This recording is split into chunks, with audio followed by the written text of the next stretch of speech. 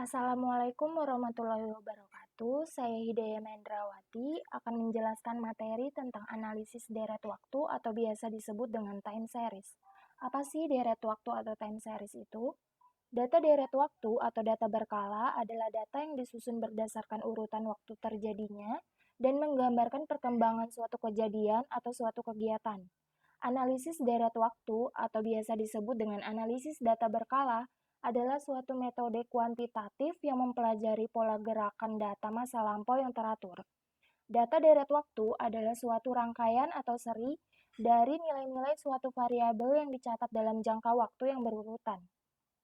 Komponen deret waktu dipengaruhi oleh 4 faktor. Yang pertama yaitu tren sekuler, yang kedua variasi musiman, yang ketiga variasi siklis, yang keempat variasi residu. Yang pertama tren sekuler atau tren jangka panjang adalah gerakan naik turun di dalam jangka waktu yang panjang.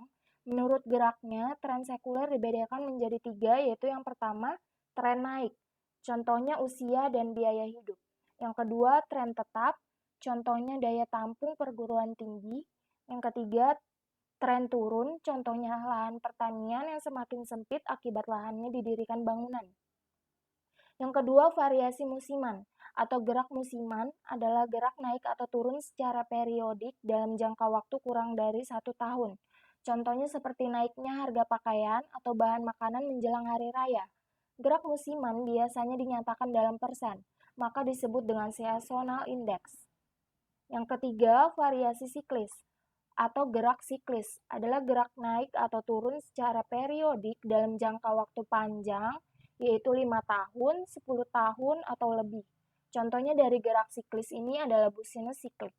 Periode business siklik dibedakan atas 4, yaitu yang pertama masa pemulihan, yang kedua masa kemakmuran, yang ketiga masa kemunduran atau biasa disebut dengan resesi, yang keempat masa kehancuran atau biasa disebut dengan depresi. Yang terakhir yaitu variasi residu atau random adalah gerakan yang tidak teratur dan sulit untuk diramalkan atau gerakan karena faktor kebetulan.